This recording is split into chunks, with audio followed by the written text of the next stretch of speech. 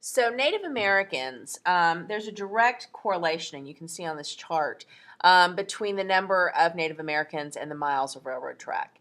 And the more railroad track that gets laid, the greater the decline of Native Americans. And again, it has a lot of tension. You have actual like military conflict that kills people. You have imprisonment. You also have some impact of disease. As far as in the same line that we saw with, say, like the Aztecs or whatever. A little bit less of an impact. What's going to impact them more than anything is going to be the idea of poverty. And so less a virgin disease kind of scenario where they've never been exposed to these diseases, and more just one of poverty and attrition. So some of the disease aspects that you're reading about with the jungle, you'll see with Native Americans. And of course, the big question is, are they citizens? What are they, right? And you have this notion that the federal government was supposed to be in charge of Western expansion, that the federal government was supposed to moderate this, right? The federal government had made the treaties in the 1850s and early 1860s. They had established this. They were supposed to be controlling it, except you have Republicans in charge, and this is not partisan. I'm just saying this is who was in charge in the early 1870s, and they're not interested in trying to negotiate with Native Americans. Like many things having to do with Congress, I mean, you have different people being elected at different times. You have territories coming into states. That's adding new people. You've got questions about, Western expansion. You've got, as far as, states becoming territories, you have questions about resources, about cities. You've got urban issues. You've got lots of things happening. And Native Americans are just not high on the list, right? And for a lot of Americans, they don't really see Native Americans as legitimate citizens, right? And some of this is because you have this real irony here, which is that Native Americans didn't really want to participate with the American system. They wanted to maintain their own culture, their own systems, their own religion, their own way of doing things. It wasn't that they expected to not be a part of the United States, so much as they just wanted to be left alone, and for the United States government to follow the treaty that they had signed, to treat them like they were a nation within a nation. And the irony here is that you have African Americans who desperately, in the 1860s and 1870s, want to be a part of the United States, want to be citizens, want to vote, want to participate on fair economic terms.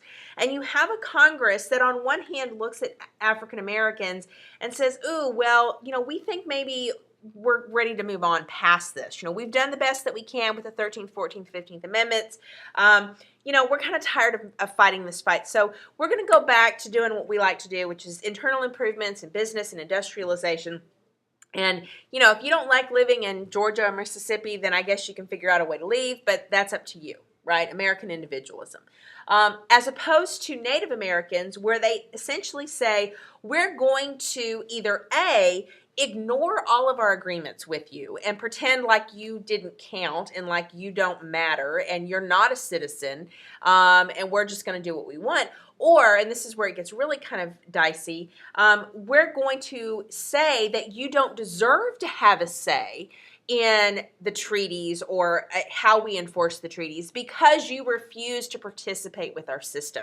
In other words, you refuse to become farmers and ranchers, and you refuse to vote in our elections. And since you refuse to do that, we don't have to abide by these agreements. And you'll see later on, it's even going to go a step further and say, we're going to force you to assimilate. And we're going to take your kids away from you, and we're going to make your kids be good American citizens. And again, this is going to be something that's going to create a great deal of frustration for Native Americans. So these conflicts begin really in the late 1840s, go really up until about 1900. Although you have, it's kind of like many things. We can look backwards at it, and we can certainly see where you have these periods of flare-ups, right? A lot of what happens is, Native Americans will attack settlers, then you'll have the army attack Native Americans, and then you'll have Native Americans attack settlers or a railroad, and then, there's lots of back and forth, right? So you have these kind of occurrences happening every few years. Sometimes you'll get a couple of occurrences happening very closely together. Sometimes they'll be farther apart. And so it just kind of depends. Now, one of the biggest issues for the Native Americans, and understand that we're talking about Plains Indian culture. So there's some overlaps with kind of the eastern tribes, the Iroquois, the Pequots, the Powhatans, the Creek, the Seminole, that we've talked about briefly before. So there's some similarities in the sense that there's a real disregard for what their culture is. There's no interest in really trying to get to know them. A lot of the choices are the same. They have choices of assimilation, choices of resistance, choices of, let's just run away. So you've got similarities there, but understand that the Plains Indian culture is incredibly different. And one of the pieces of the story of the Plains Indians and how kind of this Western migration has a profound impact on them is based on how basically their economy, for lack of a better word. First off, they're patriarchal as opposed to kind of having a matriarchal kind of sense. We've mentioned before that the Iroquois were very political. Women had a significant role. This was true in several of the other eastern tribes. That is not the case with the Plains Indians. The Plains Indians were incredibly patriarchal, incredibly warrior-based, nomadic. That's not to say women weren't important or that they didn't play a role, but just rather that their role was one of kind of a helper. Like the men brought the food home, the women cleaned it, that kind of thing. And again, very community-based. Most of you, I can't think of a Native American tribe that wasn't community-based, but you have some nuances that happen between, say, the Iroquois tribes or even the Cherokee, right, that have different approaches to this community-based leadership. For Plains Indians, it was council-based. In other words, everyone had equal say. There wasn't any kind of hierarchy. There wasn't a representative that you could then remove. There was none of that kind of stuff that you see with the Eastern tribes. The way a council system works is it's truly kind of small republic kind of stuff, right? Where each family group has a say, right? And you can have a group of families that get together and they will kind of negotiate, like, this is our territory, we want to do this, we want to hunt, we want to move over here, we want to do that. And eventually, of course, the group would get big enough that you would have a couple of family groups that would disagree, and they would band together and they would form their own council, right? So you had very much this kind of populist, little p populist, where everyone has a say, right? And everyone can kind of collect in these smaller groups based on where they want to go and who they want to hunt and what, all this kind of, and sometimes this is done through marriage and all this kind of stuff, right? So council-based leadership. But what this means is that there's multiple different types of leaders.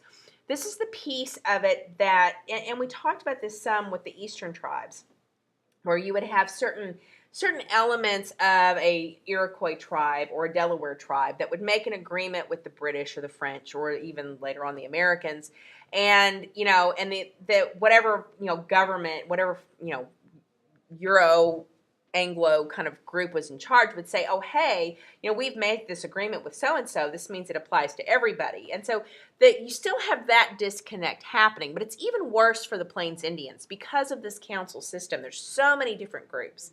And it doesn't take very long before the federal government feels like they don't know who they're agreeing with. And so they blame the Plains Indian tribes from not holding to their agreements, when really the problem is that the American government doesn't understand how the Plains Indian tribes work.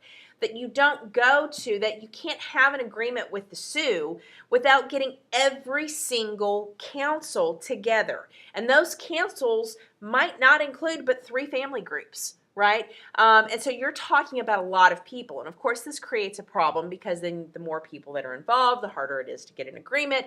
And so there's a lot of frustration on the part of the American government. And what that leads to is kind of this, well, you people, we can't trust you. You don't keep your word.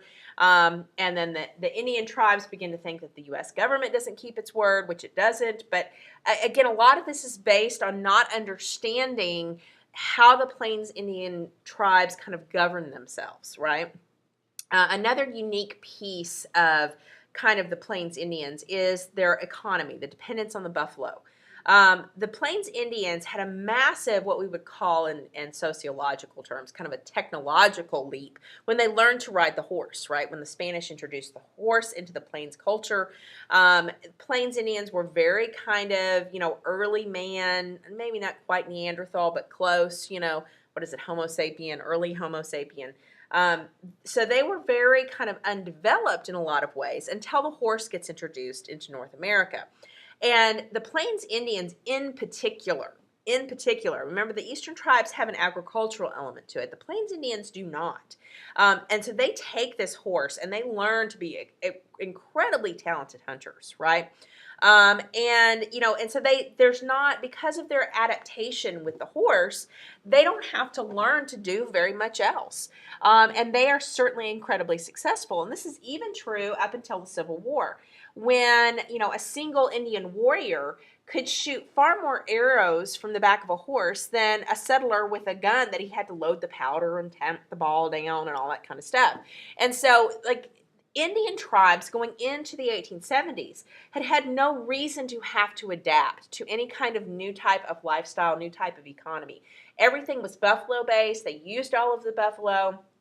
Their ability on the horse, their ability with arrows and with spears, really kind of served to equalize the gun power of the American settlers, right? That is until you get to the 1870s and when you begin to have the repeating guns. This is where that military technology of the Civil War begins to take hold, is that military technology disperses throughout the civilian population. So you have settlers moving west that have these repeating rifles, that have these six-shooters.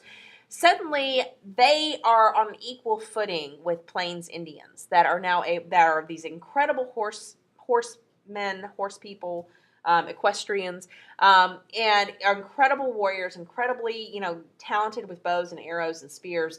There was a reason why this creates such a dilemma. And so I think it's kind of important for you to understand that these aspects of kind of the council and kind of the very kind of little republic, little p populist kind of council government that meant that you don't have kind of a central authority, i.e. the Cherokee, i.e. the Iroquois, that creates a problem for the Plains Indians as far as trying to negotiate these treaties, especially as this kind of Western migration becomes a wave. But then you also have this idea that the buffalo hunting and the technology gap that's going to emerge by the 1870s with the guns, with railroads, with settlement. And as that begins to happen, the buffalo get hunted into extinction. And that's going to be a significant problem for these Plains Indians as they begin to try to survive and try to negotiate this particular atmosphere. So just kind of understand that these are some of the basic elements of Plains Indian culture that will create real problems. Now, another aspect that you want to keep in mind, and I won't dwell too much on this because this at most would maybe be one question on the STAAR test, and it might not even be on there at all. You've got two other elements that are happening, especially in the 1860s and 1870s. We saw it as early as 1849, but the mining and the ranching. So mining, of course, begins in 1849, and you begin to have people moving westward. That's when you start to have the pressures with the Native Americans, right? And initially, the mining is a get-rich-quick scheme, which is, remember the United States is capitalistic. We had talked about get-rich-quick when you talked about the Virginia settlers in Jamestown. And, this was one of the reasons why people came over from Europe was, hey, I want to make a bunch of money and go back home. Well, it's the same idea with Western expansion. So this frontier element stays the same, which is, this is an opportunity, right? And so miners begin to move westward, seeking, riches. And of course, it's one of those things where at first, when you're going into a, for lack of a better term, virgin area, where no one has been, the minerals and the gold or the silver or the whatever is right there on the surface. It's easy to get. It's easy for one person, two people, five people to kind of do what we call placer mining, which is basically kind of sifting through it yourself using a pan and a shovel, right? Really basic elemental kind of mining. But as more people start moving westward in the 1850s and into the 1860s, it gets harder and harder to get to those resources. So now you start to have what we call sluice mining, which is kind of what this picture right here shows you. You can see you've got, 7 people operating this particular, they're shoveling dirt onto this thing that runs water, and the water kind of sifts the dirt away, leaving the metals kind of on the grate or whatever. This is kind of what sluice mining is. So it starts to require more people in order to make mining be successful. And ultimately, even that's a little bit more under the surface of the ground isn't going to yield enough, and you're going to have big companies that invest to kind of basically blow holes in mountains, right? To send people digging in, deep into the earth.